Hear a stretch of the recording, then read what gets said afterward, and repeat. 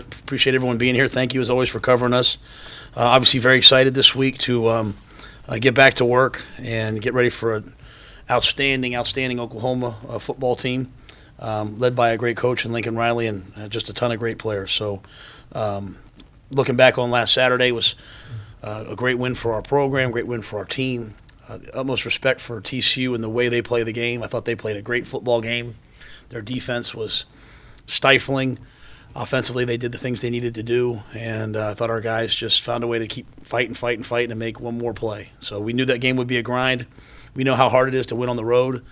I probably, as I said to someone earlier, maybe I didn't necessarily understand the rivalry, the Baylor-TCU rivalry, until I sat there with the student section behind me and got a full understanding of what it truly means. And I thought our guys, in a very hostile environment, handled it well, and I say that with the greatest of respect. That's what college football is supposed to be. You're supposed to hear that and deal with that. I mean, that's winning on the road. And I thought TCU's fans did a great job of making it loud. We had a lot of snap count issues, things that we have to clean up.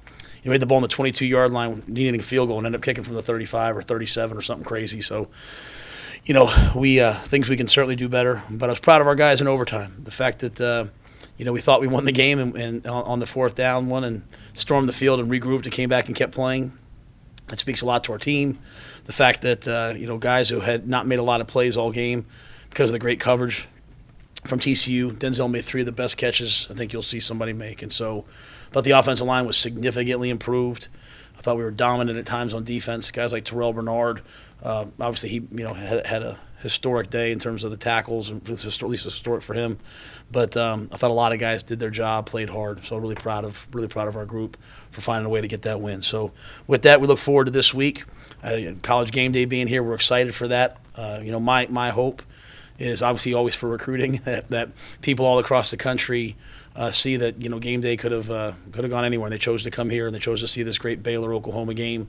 That they see not just. I don't want this just to be about our football program. I want it to be about the university and also about Waco. What a great place to live. What a great place to raise a family. What a great place to be. And I hope that for 3 hours, people all across the country can see why they should send their kids here, why they should live here. And they can learn in 3 hours what Julie and I learned very quickly, that this is a great place. And so we're excited for it.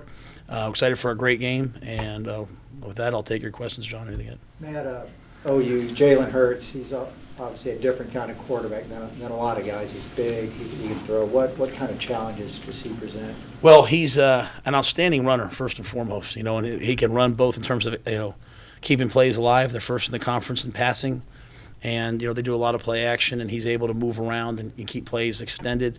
He can extend drives. They're outstanding both on offense and defense on third down. A lot of that comes from him. But there's times where it's like defending the single wing. I mean, they're running quarterback counter with lead tailbacks blocking for them, so they present a lot of challenges. And a lot of that's credit to him. He's a great runner, has great vision. He's accurate. He can do it in a multitude of different ways. Kind of following up on that, your run defense all year has been pretty solid. I think you're 31st in the country. But there were games where you mentioned. The quarterback run was something we struggled with a little bit. How important will that be, in this game and just wrapping up and all that? Yeah, I think the game, really at the end of the day, the game will come down to tackling. They are as good a run after the catch team as there is. Whether it's Kennedy Brooks or CeeDee Lamb or Hurts, they are elite in terms of catching balls and making people miss and extending runs. Just in general. You see what Lamar Jackson is doing in the NFL. 140 yards a game rushing is in the NFL will win a game, and he's because of the ability to now have an extra blocker, it sends things through the roof. And so, anytime you can run the quarterback, it's gonna require someone to get off a block because they're gonna have a hat for a hat, and they do it really well, and they play action off of it because they have a guy in Jalen who can also throw it. And I've never met Jalen Hurts, but he just kind of, when you watch him on TV, just kind of seems like a great leader too, kind of a all-around competitive guy. So it'll be a real challenge, and what it'll end up being is someone's got to get off a block, someone's got to make a tackle, and I think for us, we're better when we just kind of play, when we don't overthink it, and so I'm hopeful that our guys will go out there and we'll just kind of go play football and play our defense. We're not going to do anything special. We're going to do what we do and hope that our guys make more plays than their guys make, knowing that we're going to make plays, knowing that they're going to make a lot of plays too. They're really good, but that's what's fun about this game. Can you deny the ball to CD Lamb? I don't think so. I mean, I think if you do that, you open up. If they were just a zone, running game, you could probably do some of those things. You could double him, and we've done that with some other people that we've played. But he's a great player, and what I like about him is he's aggressive. Like, he'll block. When he catches the ball, he's like a tailback with the ball afterwards. He's not like a receiver. So you'll always be short of hat if you try to take him away. So I think for us, we have to go play our defense. And what is happening for us, though, is Jamison Houston's becoming a really good corner. I mean, he's, for us to play Jalen Rager, who I think is an outstanding player, and hold him to one catch, to play Tylan Wallace before he got injured and hold, he had some catches, but not the explosive ones. I think the difference with CD is you have to tackle him. He catches a lot of balls in the middle of the field, and it's run after the catch as well. So, he'll make his plays. We just have to make sure that it's a 20-yard gain, not a 80-yard gain. And I think that, again, always comes back to tackling. Matt, the catch that you talked about, some of the catches Denzel made, that one on the slant, how many receivers can even make that catch? It was a really beautifully run route, too. So, he did some things that not a lot of guys do on that route, and made an elite catch. That's what we needed, But I think Denzel, that was probably the finest 15 minutes of football he's played in terms of those plays. And here's what was really cool to me in that game. What gets us down to the 3-yard line is Chris Platt, making an elite catch with someone draped all over him. Denzel gets hurt in the 2-minute drive. He's out, and Jared Atkinson goes out there, and he's been playing better and better and better every week. And J-Red goes out there, and he catches the curl versus man coverage. We were trying to throw that route twice during the game, and both times the corner taken away, and J-Red gets open and makes a big catch on 3rd and 7. So I think a lot of guys stepped up, but I thought in that last drive that was just 3 between the fade, the slant that he caught extended, and the diving slant. Those were big-time plays. Looked like at the end of the third quarter, you sent the team over. Then going to the fourth quarter, you sent the team over to a pocket of Baylor fans. What were your thoughts on the Baylor contingency that was in Fort Worth? At the end, say that one more time. It looked like the end of going into the fourth quarter, you sent the team over to a little pocket of Baylor fans, kind of firing the crowd up. What was your thoughts, the contingency of Baylor fans? Yeah, I would never do that. So if they did that, I think that's really cool. It means our players get like, hey, let's fire them up. I'm so in the game. Like, I bring them up on me. We try to get them before the fourth quarter. We try to get them all around us, and we say, hey, we want to be a fourth quarter team. And so then we try to sprint down. But if our players did that, that's awesome, because I think that was you look around, you're trying to find some green, and but I think we have such amazing support. I mean, we have the coolest group of players' moms. I mean, I get a text every morning from a different player's mom. We have great dads too, but the moms are elite, and we have great we have great parents. We have people that like Julie sits in the stands with the fans. Right? I mean, like, that can be hard to do for the head coach's wife or an assistant coach's wife, right? You can hear a lot. Our fans are awesome, and they're embracing, and we're all in that together. So I appreciated how many people were there, and certainly at the end, I think that's what I was asking you that, because at the end of the game, we kind of ran over and made sure we shook everyone's hands. We get back to the locker room, and as I have all the coaches' kids are allowed to be on the field with us. Brian's got his towel and all that, whatever, and we get in the locker room. And there's these 2 kids sitting there. They're like 14, and I'd never seen them before. And I didn't know if they were a donor's kid or something. So I say, who are you guys? And they're like, they look like this. I said, no, seriously, who are you guys? And I thought they were someone's kids. And they're like, they said, well, we like Baylor now.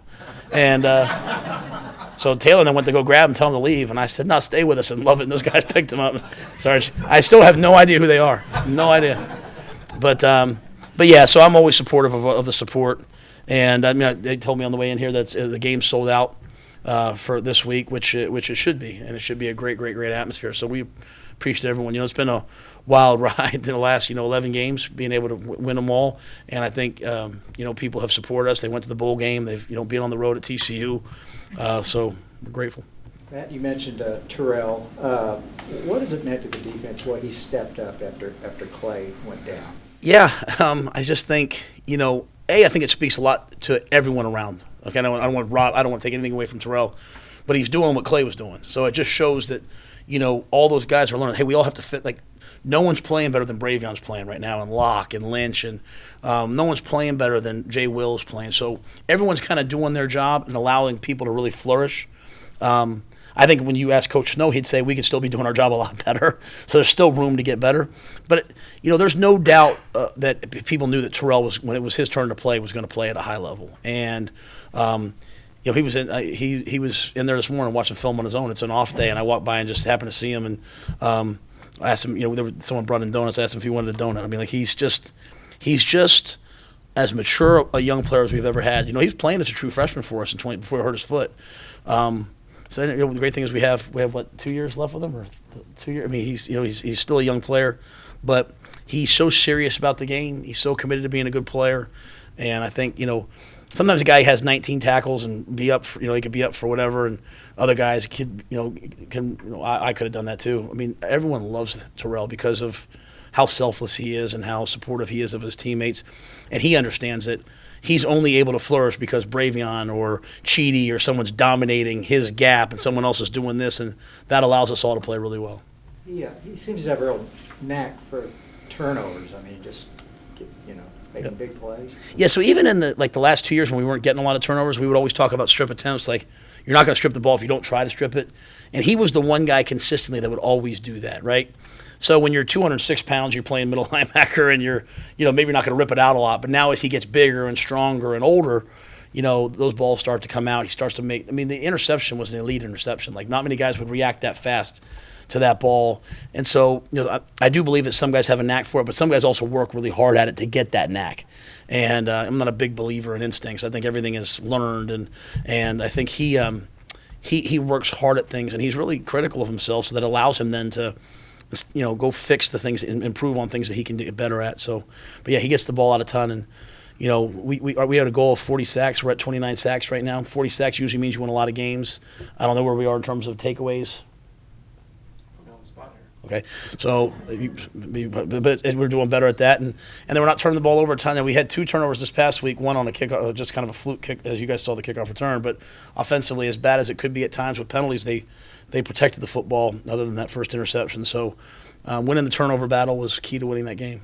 Coach, have y'all taken into account what Kansas State and what Iowa State have done against Oklahoma in the way that you're going to prepare this week? Yeah, I mean, we look at all the teams. I mean, we look back at so I think defensively, we look at teams that are similar to us. So that would be like Iowa State and different other teams that are more 3 down, and try to look and see what they did. Really at the end of the day, no one stopped their offense. Even the Kansas State, they scored 20 points in 4 minutes at the end of the game. I mean, they're just, what they can do is amazing. And then, as you look at it offensively, they have a great player in Gallimore. They have a great player in Murray. Coach Grinch has come in. They're playing really aggressively. So we try to watch all those and formulate, at the end of the day, say, what do we do well that is similar to these things? But I just think they're such a good team, and I think we're a pretty good team, that it's going to come down to just playing, just blocking and tackling and jumping up and catching the ball. I mean, that 4th down play to Denzel, I heard Nixon's on the headset, and he goes, let's just call whatever play.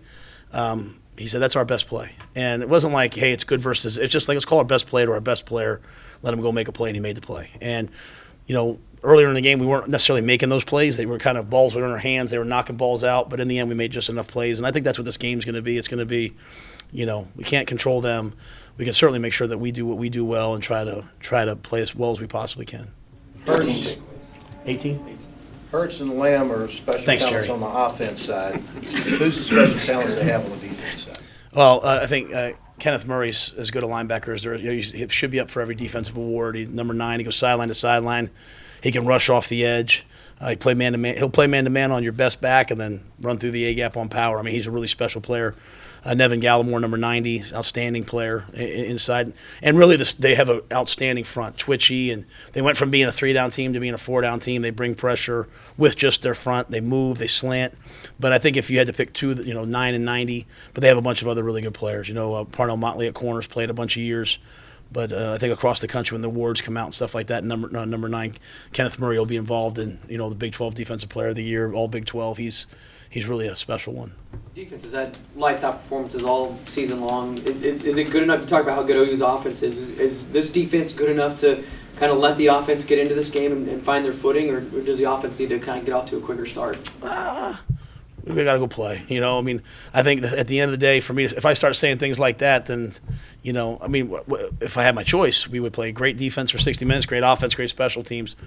But in every game, there's matchup issues and problems. And sometimes you just have to wear people down. And the issue against Oklahoma is they were up on us 2 years ago. I think it was 21-0 and 28-7, and we got back and took the lead. Then they went up against 17. We came back. So they are as fast a starting offense as there is in the country. They were up 35-14 against Iowa State at halftime. They were up 10-0 and 17-7 against Kansas State. They are elite in terms of, Coach Riley's game plan, the players executing, they're elite early in the game. And so part of it for us is weathering the storm, just our defense. Like, don't go get down 21-0. Now, if we do, that's what happened to us last year. We were down 14, whatever, and we fought back.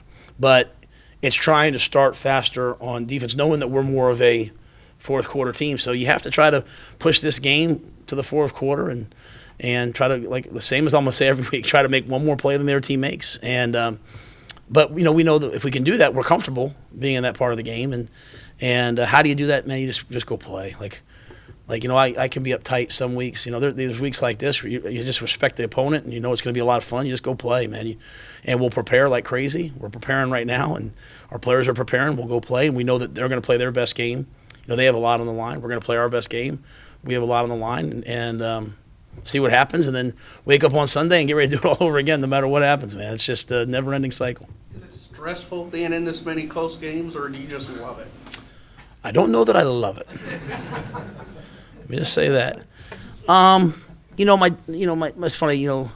My dad said something to me after the game. He said, 20 years from now, when these guys all come back, they'll remember this game. And so, I always hear people talk about 61-50, 61-50. I wasn't here for that, right? I know the game, but it's like, I remember kind of like we beat Oklahoma State last year on the fade, and I was like, man, I'll remember that forever. It's kind of hard to remember that now because there's been so many other ones, 2nd and 17 at the -1 yard line against Texas Tech, and we got to go drive the field to win. But, Oklahoma's saying the same thing right now. They had what a great game they had this past Saturday where they comes down to a 2-point conversion to win the game, and they made one more play and won the game. And so, I'd love some, 31-12 against Kansas State was a fun, relaxing fourth quarter.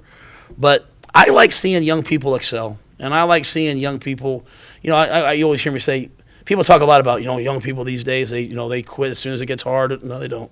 No, just look at our guys, man. 2 years ago, they didn't quit. They stuck through it all, and things get hard in the game. At halftime, we got after each other a little bit, came out, we played, and just overtime. I mean, I've never been in overtime before as a head coach, and it's 2 of this year. And then I literally said to the ref, I said, "Now this is right. This is when we have to go for 2, yes?" And he's like, "Yeah, that's when you have to go for 2." I mean, it's just new to me, and I just thought our guys just kept battling. So from that point of it, in the moment it can be stressful, but afterwards, I think you get to see some real character and toughness and competitiveness from your guys. And when they make the highlight film at the end of the season, I think you'll have some thrilling moments. With game day coming to town, how do you handle that with the team? Is that a distraction or? Nah, I think it's awesome. I think at least I've only had game day once before, and I was like open invite, come watch practice, come because it's different than other things. You only get game day when you've earned it. You know what I'm saying? So it's like I'm not worried about our guys not being focused for the football this week. I'm not worried about that. I know our guys will be focused. I said to Jay Will and a couple of those guys, like, hey, 21 days, man. Can you just, can you give me 21 days? Can I give you 21 days? Can we give each other 20? We have 3 games left, 21 days. Now it's less than 21 days now, right? Just can we all give our best to each other for the next 21 days? Knowing we have 3 chances to play.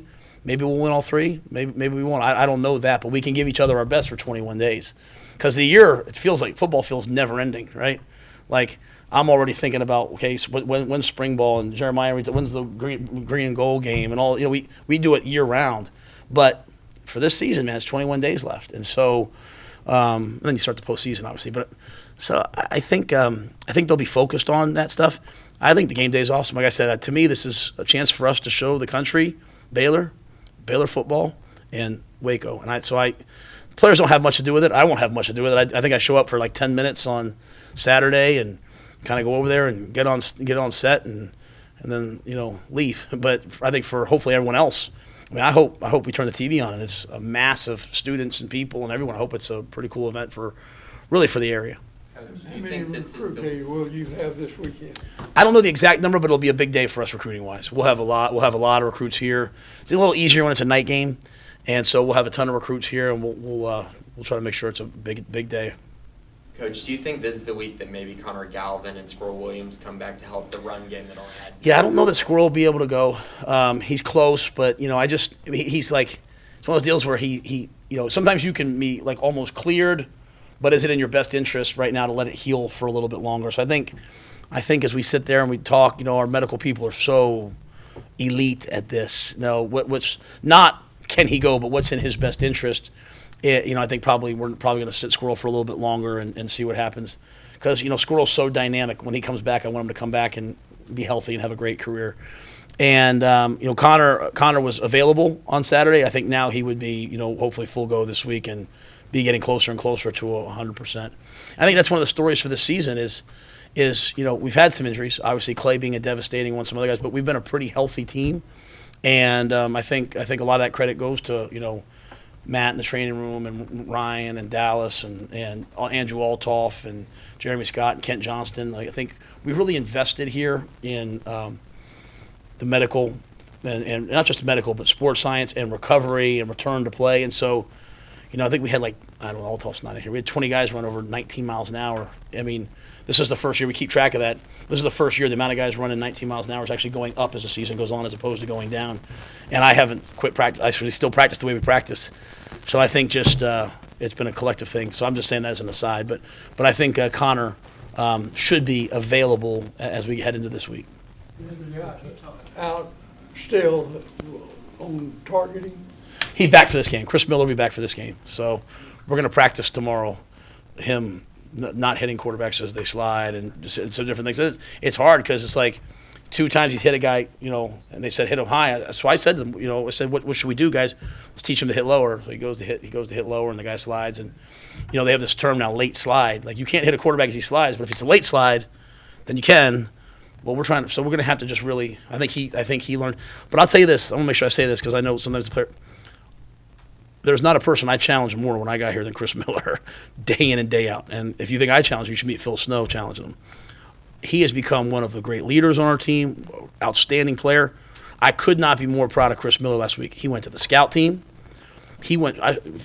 I don't go work out in the morning like those guys do, but Coach Snow shows up Friday morning. We have a 6 a.m. lift group for all the redshirting guys or the guys that aren't traveling. Chris Miller's in there. I mean, here's our starting free safety who's going to get drafted, and he's in there lifting with the freshmen, because he's not traveling. And so for one of the first texts I got after the game was from Chris Miller. So it's an adversity that he didn't get the chance to play. Gave JT and some other guys a chance to play more, but I think Chris is going to come back this week really, really appreciative of the chance to go out there and play with his teammates and his brothers. And sometimes you don't know what you have until it's taken away from you, but I was so proud of the way he handled last week. I think he'll be great this week. Yes, sir. Coach, can you talk a little about how the team's matured this season in terms of dealing with the higher expectations and each game being a little bit bigger game each week? Yeah, I think that they've embraced the 1-0 mindset, because the outside importance on each game, or what's right, it was only there if you win previous ones, right? So it only stacks upon each other. But I think it's coming from the players. It's coming from the fact that we can win and they can still not be satisfied is unbelievable, right? And it's hard to do. And it keeps me as a coach, it keeps me in check. Sometimes I come in like, hey, we won. That was a hard game, and the guys are saying we need to do this better. I think that comes from the Sam Tecklenburgers and the Jordan Williams and the JaMichael Hasties and the Chris Platts and all those seniors, all the seniors I just talked about, Blake Lynch. I think those guys are just really setting the bar high, and they've done it week in and week out. We had a level of intensity for UTSA that allowed this game to matter, right? Because if you don't beat UTSA, then this game doesn't really matter. And so I think that they've handled that. I think the thing we've had to learn is when you're a good team, people are going to do different things to you. Like I always go back to, Nick Florence. I like to talk football with Nick Florence, right? And talk about, he's not here today, I don't think, but talk about, the offense they ran and the defense, how they did things before. And, Nick would always talk about how sometimes they go into a game and there'd be a game plan and then, all of a sudden there'd be a completely different defense, and so all of a sudden he's on the sideline, he's there with, coaches and they're, hey, let's do this, let's do that. and adjusting. And I think that's what we've had to do both on offense and defense. People are coming out and just doing completely different things, even on special teams. And our guys understand now that you're not done with the game plan on Thursday. You're done with the game plan when the clock hits 0. You are learning through the game. And Phil Snow was saying that to the team in 2017. It just took till now. That's for us, the guys, to understand, like, we got to learn through the game. Like, we've got to adjust to the things that happen in game if we want to get better and better and better. So those are the things that I think the maturity that our team is showing.